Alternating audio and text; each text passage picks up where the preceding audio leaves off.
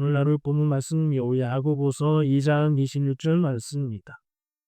야고보서 2장 26절 말씀 함께 봉독 합니다. 영혼 없는 몸이 죽을 것 같이 희망이 없는 믿음은 죽어올린 것입니다. 아멘. 너무 짧아요. 자, 한 번 더 해볼게요. 영혼 없는 몸이 죽은 것 같이 행함이 없는 믿음은 죽은 것이니라. 아멘.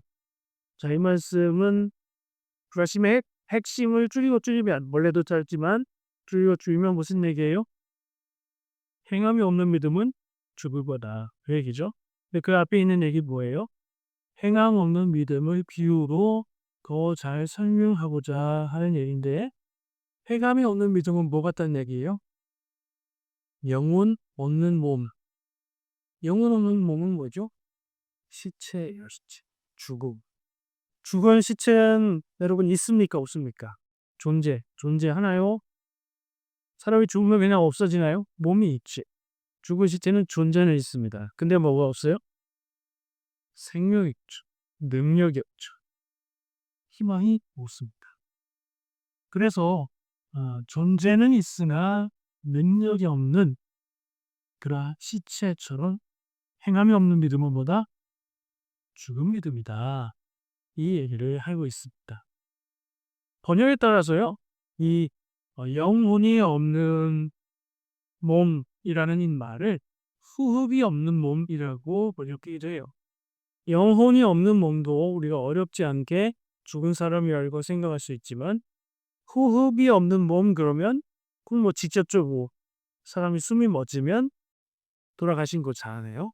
직접적으로 이해할 수 있는데 근데 어떻게 영혼도 됐다가 호흡도 됐다가 그러니까 이 원어의 단어가 뭘까요? 호흡이라는 뜻도 되고 영혼이라는 뜻도 되는 그런 단어가 있어요. 푸뉴마라는 단어입니다. 신약 성경이니까 헬라어겠죠. 헬라어 푸뉴마는 히브리어를 번역해서 쓴 말인데, 원래 히브리어가 숨쉬다, 루아흐, 호흡하다, 바람, 그리고 영혼이라는 뜻을 다 가지고 있는, 하나님이 생기를 불어넣으셨다, 사람을 지으시도 생기를 불어넣으신 그것도 푸뉴마. 그러니까 해석함에 따라서 사람에게 하나님의 호흡을 주셨다고 할 수 있고 하나님의 영을 주셨다고 할 수 있는 그런 말이기 때문에 이 두 가지의 원력이 다 가능한 얘기입니다. 행함이 없는 믿음은 말뿐인 믿음이라는 얘기로도 이거 바꿀 수 있지요. 마음으로만 믿는 것, 행함이 없으니까 믿는 대로 행동하지 않고 믿기만 한다 하면 마음으로만 믿는 것인데, 그건 진정한 믿음인가 하는 질문을 던지고 있는 말씀인 것입니다. 이 야고보서를요, 종교개혁을 했던 마르틴 루터는 이 야고보서를 별로 안 좋아했어요. 그래서 뭐라고 불렀냐면, 이건 지푸라기 같은 잡초 많은 것 같은 그런 서신이다. 없는 건 아닌데 성경에 있는 거지만, 야, 이거 복음의 핵심을 정하는 건 아닌 것 같다. 라고 좀 낮게 보는 말을 했어요. 근데 성경에 있는데 그게 맞나 하는 생각을 해보게 되죠. 여러분은 어떻게 생각하십니까? 루터가 그렇게 얘기했던 이유는요, 예수 그리스도를 증거하는 복음의 핵심, 믿음으로 구원받는 복음의 핵심은 별로 안전하고 반대로 행함이 있는 믿음이 진짜 믿음이다 라는 얘기를 해서 루터가 그랬다고 이해할 수 있을 것 같아요. 루터의 얘기를 좀만 더 해보면 충분히 이해가 되는데요. 루터가 뭘 했다고요? 종교개혁을 했다고 했죠. 종교개혁은 뭐에 반대해서 한 거죠?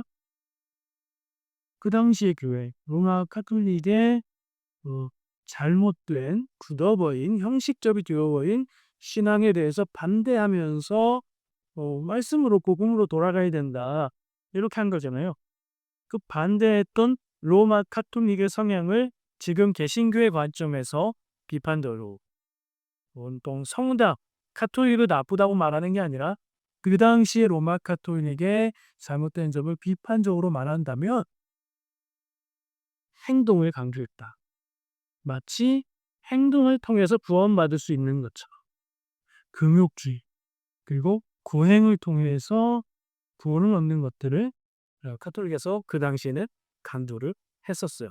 그에 반대해서 믿음으로 구원받는 것을 강조하는 루터이기 때문에 마치 카톨릭처럼 행함이 있는 믿음이 진짜 믿음이다 라고 얘기하는 야고보서가 그 입장에서는 좀 불편했을 수도 있어요. 그런 생각을 해보면 충분히 이해는 할 수 있는데 이렇게도 생각할 수 있습니다. 야고보는 근데 야고보 누구죠? 야곱 성경에 야곱과 여러 명 나오는데요. 이 야고보서를 쓴 야고보는 예수님의 형제, 예수님의 동생인 야고보라고 알려져 있습니다. 증거가 뭐냐? 확실한 증거는 없어요.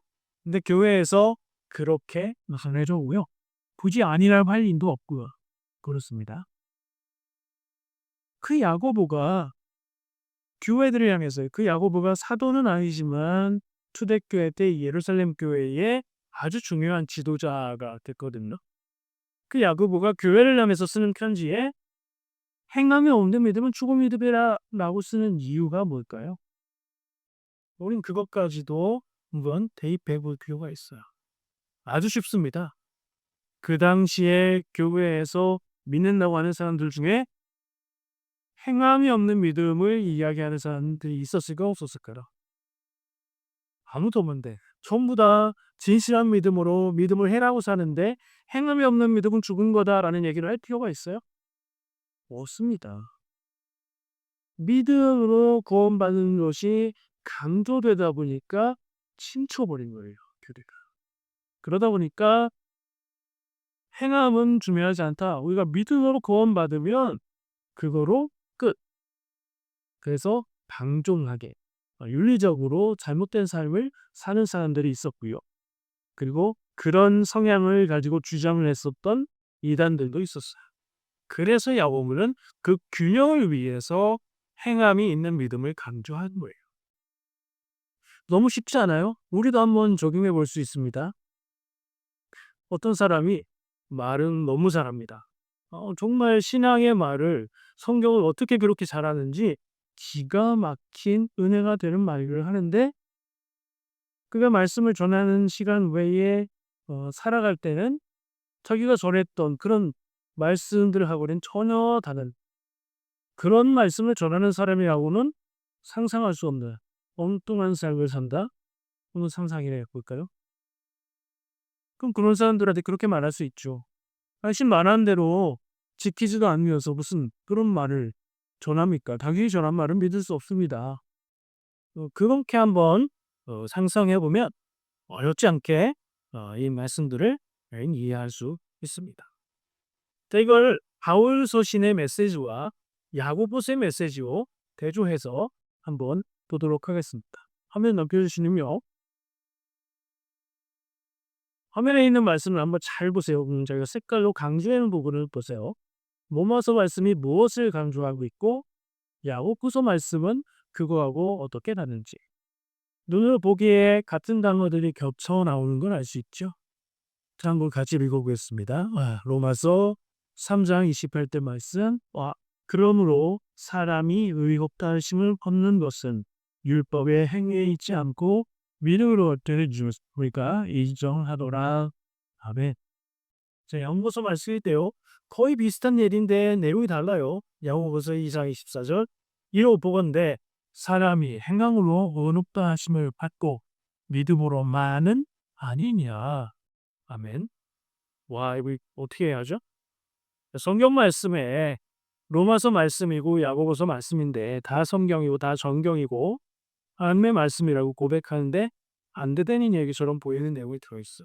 이거 해결할 필요가 있어요. 근데 가만히 보고 뚫어져라 쳐다보고 연구하고 생각해보면 답을 찾을 수 있어요. 로마서 3장 28절 사람이 의롭다 하심을 얻는 거예요. 구원이라는 얘기죠. 율법의 행위에 있지 않다. 행위에 있지 않다. 믿음으로 된다. 이렇게 해야 돼요. 믿음에 표를 들고 믿음이 중요하다고 이야기하는 거예요. 그런 의미에서 행위에 있지 않다고 얘기하고 있어요. 근데 야고보서는 행함으로 의롭다 하심이 받는 거다. 믿음으로만은 아니다. 한글 번역을 참 잘해놨는데 믿음으로 구원받는 거지만 믿음만 가지고는, 그리고 요 믿음은 뭐죠? 뭐가 없는 믿음이죠? 행함이 없는, 행동이 없는 믿음만 가지고는 안 된다라고 얘기하는 거예요.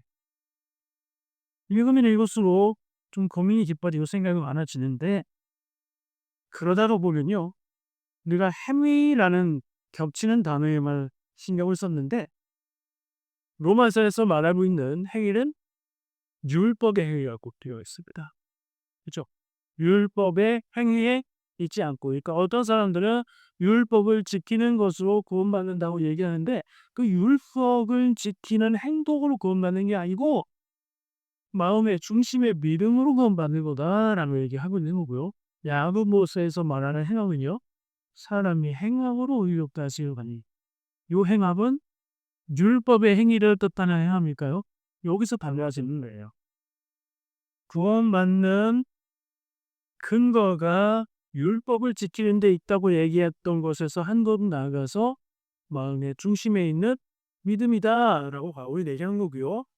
야고보는 그 기반 위에서 거기까지 인정하고, 그러나 말로 믿음을 이야기하고 생각으로 믿음을 이야기한 것만 가지고는 진실한 믿음이 되지 않는다. 진실한 믿음은 행동, 행함으로 나타나야 된다라는 얘기를 하고 있는 거예요. 그러니까 요 로마서의 행함과 야고보서의 행함은 다른 거예요. 그것까지 우리가 묵상하고 생각해 보면 어렵지 않게 이 두 말이 모순되지 않는다는 것을 알 수 있지요. 2장 17절 말씀을 한번 보도록 하겠습니다. 사실 오늘 본문을 야고보서에서 정한 이유가 있는데요. 다음 주에도 야고보서 말씀을 준비하려고 해요. 매일 말씀 묵상이 히브리서를 마치고 야고보서로 들어갔거든요. 금요일 날 야고보서 말씀을 묵상했었죠. 그래서 그걸 기념해서 야고보서의 대표적인 중요하다고 생각되는 두 말씀을 선택해서 나누고 있는 거니까, 첫 번째 행함이 있는 믿음을 이야기하는 말씀인데요. 이 야고보서 2장에 행함이 없는 믿음은 죽은 믿음이다라는 말이 본문 말씀 26절 제일 마지막 절에 한번 나오고요. 그 전에 17절에 또 나와요. 그러니까 성경에서 두 번 나오는 것보다 한 번 나오는 것보다 두 배로 중요하다. 야고보는 행함이 있는 믿음을 강조하고 있는데요. 2장 17절 말씀을 한번 볼 건데요. 그 17절 말씀만 보면 그 의미를 다 알 수 없어서 근거가 되는 앞에 말씀부터 볼 거예요. 15절부터 17절까지 다 있죠? 2장 15절부터 17절 같이 읽겠습니다. 만일 형제나 자매가 컬벗고 이러한 양식이 없는데 너희 중에 누구든지 이르되 교만이 나라 덥게 하다 불겠다 하며 그 몸에 습것을 지시지 아니하면 무슨 유익이 있으리요. 이와 같이 해막이 없는 믿음은 그 자체가 숨은 것이라. 아멘. 자, 17절에서 지금 요 예를 든 것처럼 행동하지 않고 말로만 생각으로만 하는 거 아무 소용이 없다는 얘기를 하는 건데요. 다들 이해하셨겠지만 한 번 더 강조해 보면, 우리가 형제를 사랑한다, 형제를 사랑하라 라는 말씀을 가지고 가난한 사람, 먹을 것이 없고 덮을 겉옷이 없고 배가 고픈 사람을 만났을 때 따뜻한 표정과 따뜻한 말로 맛있게 드시고 건강 잘 챙기시고 가면에 찝지 않게 잘 덮고 주무시고 그러세요. 네, 꼭 그러세요. 따뜻한 표정, 따뜻한 목소리로 그렇게 하면 그 사람이 배가 불러지고 편안해지고 따뜻하게 잘 수 있겠냐, 이 얘기인 거예요. 하는 행동 없이 말로와 마음으로만 하는 것 가지고 어떤 변화가 나타나겠다. 만약에 그렇게 말하는 사람이 있다면 그 사람이 정말로 그 사람을 사랑하는 거냐, 이런 말을 하고 누가 들어도 이건 지식이 아닌 것 같은데, 그냥 하는 말인데, 습관적인 말인데, 근데 이게 심한 예가 이것이 우리가 남의 사정을 모르면서 쉬운 말로, 흔히 하는 말로 그죠? 위로할 때가 있죠. 좀 깊이 생각해 보아야 할 바이고요. 오늘 말씀 가운데 나누는 것은 말로만 해서 사랑이 표현되지 않는다는 얘기인 겁니다. 그 말씀을 예를 들면서 행함이 없는 믿음은 그 자체가 뭘 강조하는 거예요. 그 완전 죽은 거다. 네가 믿음이 있다고 얘기하면 그 믿음이 있는 것은 부정하지 않겠지만 죽은 것. 아까 본문 말씀에서 어떻게 뭐가 없이 영혼이 없는 사람이 죽은 것처럼 어 행함 없는 말로만 하는 믿음은 그런 거다. 아무런 능력도 없고 아무런 힘이 없는 거다. 야고보가 말하는 행함이 없는 믿음은 뭐예요? 사실은 믿음이 아니고 허상이고 가짜인 겁니다. 그것을 야고보는 죽은 믿음이라고 말하겠죠. 아마 야고보는 예루살렘 교회의 지도자로서 초대교회 시기에 이런 믿음을 많이 봤을 겁니다. 또한 사람들이 없는데 이런 봉한 말을 할 이유가 없죠. 믿음은 이런 거다! 라고 말하는 사람은 흔히 있을 수 있습니다. 나는 확실히 믿는다. 강조하고 주장하는 사람도 있을 수 있죠. 바로 이것을 믿어야 된다. 자기 말하는 거죠.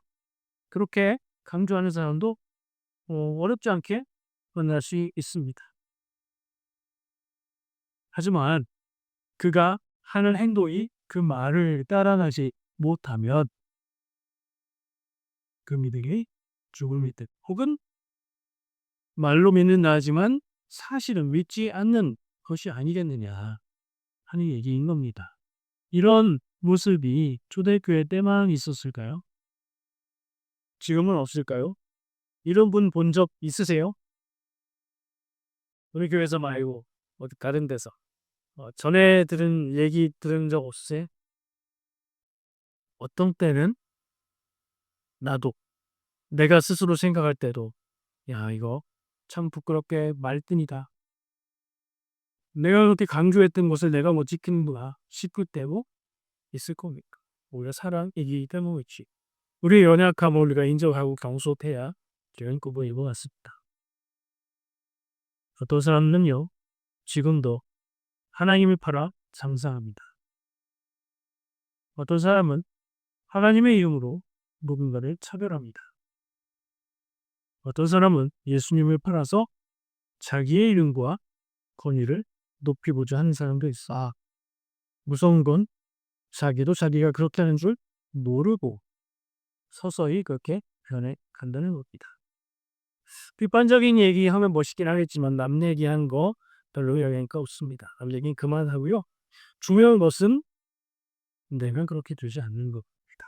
야고보가 그렇게 강조한 행함이 없는 믿음으로 사는 능력 없는 껍데기만 있는 믿음으로 사는 삶을 내 인생으로 만들지 않는 것 그것이 중요하겠죠. 그래서 야고보가 말하는 행함은 어떻게 말할 수 있을까요?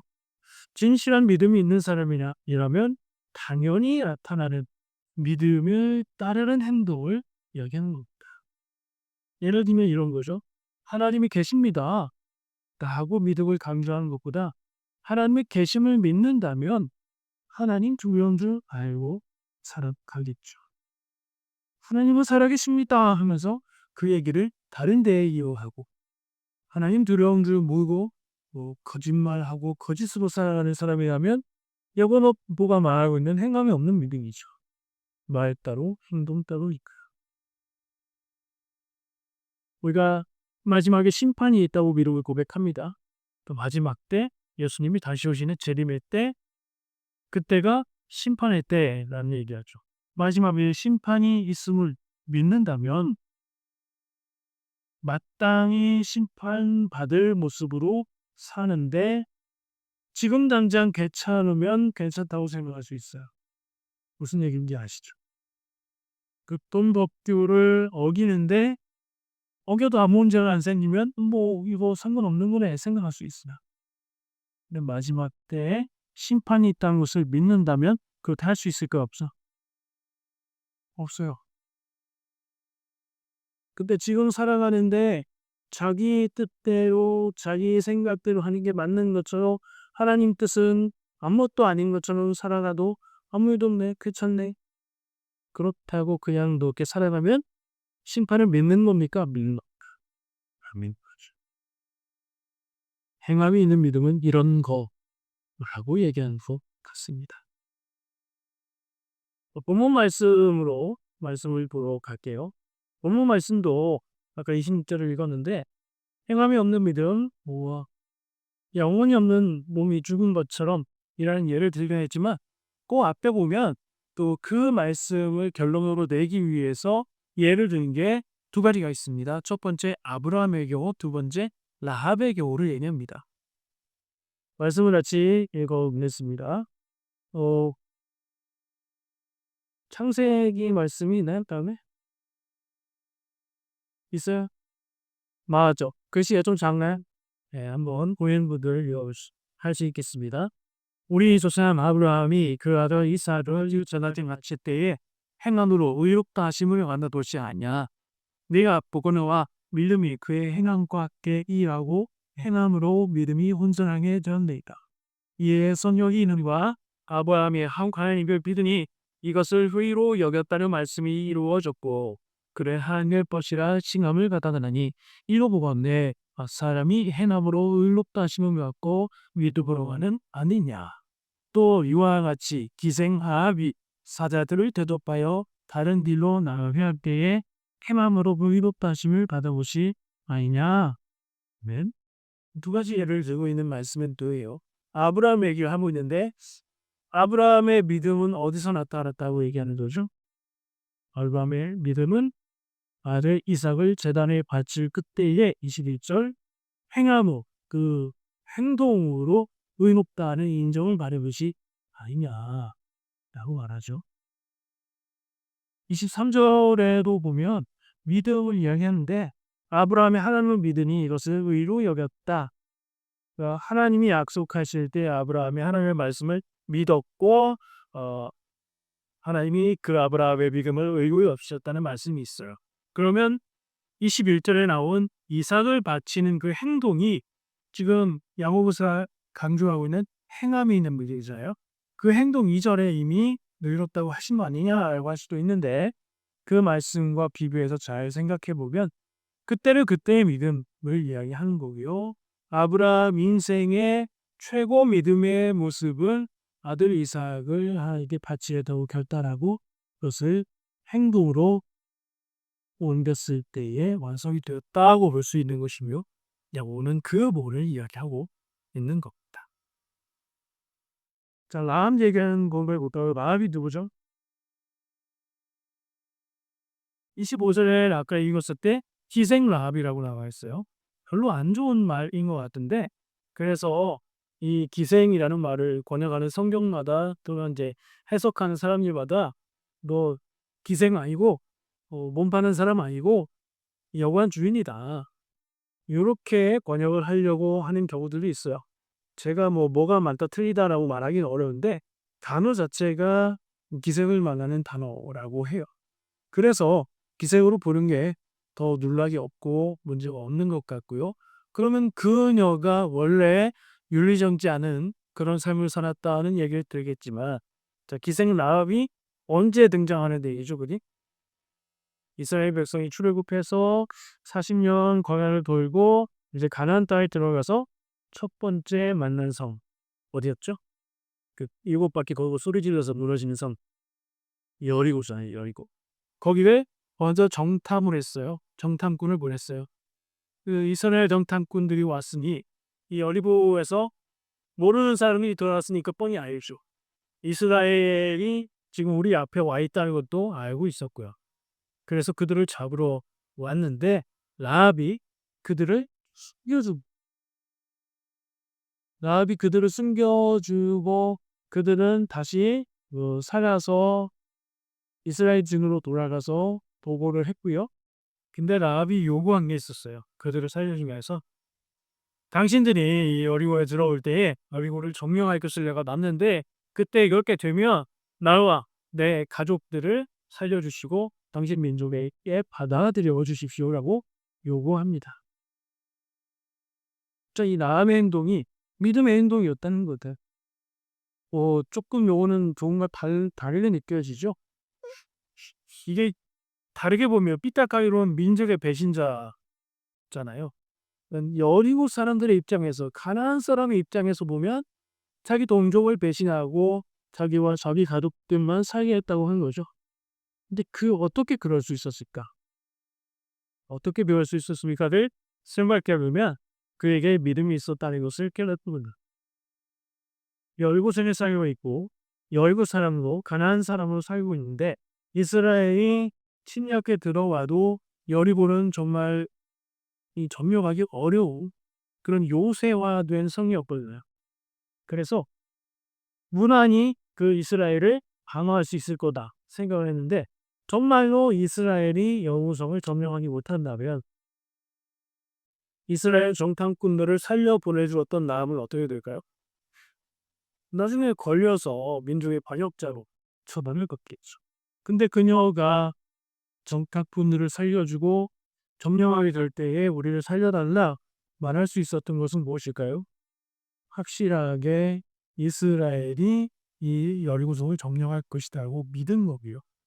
그것은 또 어디까지 가냐면 이스라엘을 인도하고 함께 하시는 여호와 하나님이 참 하나님이라는 사실을 받아들이고 이른다. 한편으로는 동족을 배신한 일이 되지만 반대로 생각해 보면 이스라엘을 선택하고 여호와 하나님을 선택한 것, 구원을 선택한 것이라 보는 게 더 맞는 것 같습니다. 여리고의 라합만 이스라엘의 소문을 들었나요? 아니에요. 다 알고 있었습니다. 그 사람들도 선택을 할 수 있었어. 근데 라합은 믿음을 가지고 선택을 했고 그 선택에 따라서 그녀와 그의 가족들이 살게 되었고 어디까지 가냐면 이 라합의 후손을 통해서 라합의 집안이 예수님의 조상이 됩니다. 많은 것을 생각하게 하는 얘기인데 그 라합의 이야기 속에서도 야고보는 행동하는 믿음을 본 것이고 그것을 강조하고 있는 겁니다.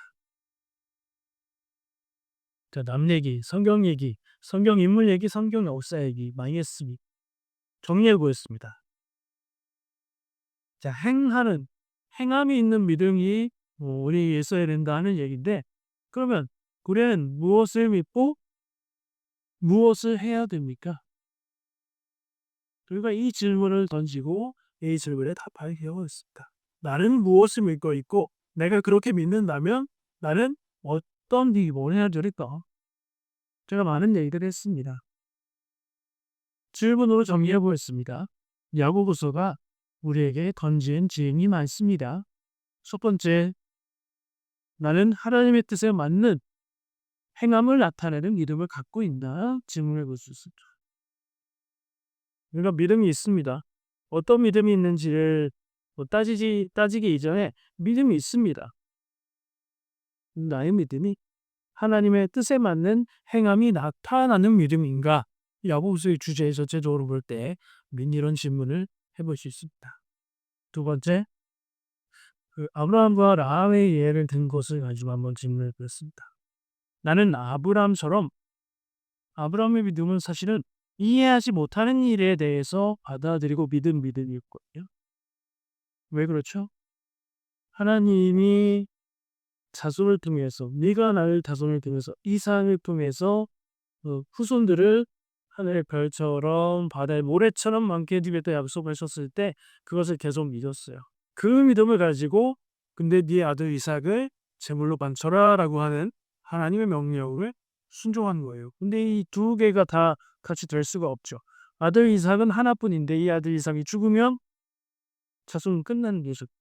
그럼에도 불구하고 아브라함은 이해할 수 없고 불가능하다 생각되는 일을 믿고 믿음으로 행한 것, 그 믿음. 자, 그런 아브라함처럼 이해할 수 없는 이 일에도 하나님의 약속이 이루어질 것을 나는 믿고 해라 할 수 있는가? 제가 여러분들도 그렇게 하십시오. 이렇게 말씀드리기는 어렵습니다. 이삭을 드리는 거죠. 내 인생이 제일 중요하고 귀한 거 그거를 내려놓고 포기하셔야 됩니다. 저도 자신 없거든요. 그런 말은 못하겠습니다. 그러나 이런 질문을 할 필요가 있습니다. 아브라함처럼 이해할 수 없는 일 앞에서도 하나님의 약속을 믿고 순종할 수 있는가를 스스로 질문해 볼 수 있죠. 언젠간 이런 순간, 이 질문이 필요한 순간이 우리 인생에 올지로 모릅니다. 라합은 어떤 질문을 주나요? 저는 이렇게 생각해 봤습니다. 나는 라합처럼 내 생각에 중요한 것보다 진정으로 가장 중요한 것을 분별할 수 있는가? 내가 중요하게 여기는 게 가장 중요한 거죠, 사실. 근데 그건 내가 아는 한에서 들어온 거예요. 내가 세상 모든 것을 다 알고 있을까요? 당연히 아니죠. 그러면 세상에서 가장 중요한 거, 내 인생에서 가장 중요한 걸 나는 모를 수도 있는 거예요. 남은 그걸 분별하고 발견했는데 나는 그걸 분별하고 발견하기 위해서 무엇을 어떻게 할 수 있을까? 하는 질문도 해볼 수 있습니다. 야고보서는요, 마치 밤바다에 밝게 빛나는 등대 같다는 생각을 합니다. 믿음의 길을 잃지 않도록 반짝이며 우리를 인도하고 있습니다. 하나님을 의지하고 하나님이 내 인생을 옥된 길로 인도하실 것이다. 이거 참 좋은 믿음이잖아요. 우리도 좋아하는 믿음이잖아요. 그 믿음은 귀합니다. 우리에게 이 믿음이 중심이 반드시 있어야 됩니다. 그런데 믿음으로 산 우리 인생이 하나만 추구하고 한쪽으로만 치우쳐서 길을 잃지 않도록 우리에게 행함이 없는 믿음은 죽은 것이다. 라고 말해주고 있는 야고보서. 이 말씀을 우리 가슴에 새기고 살았으면 좋겠습니다. 기도하겠습니다.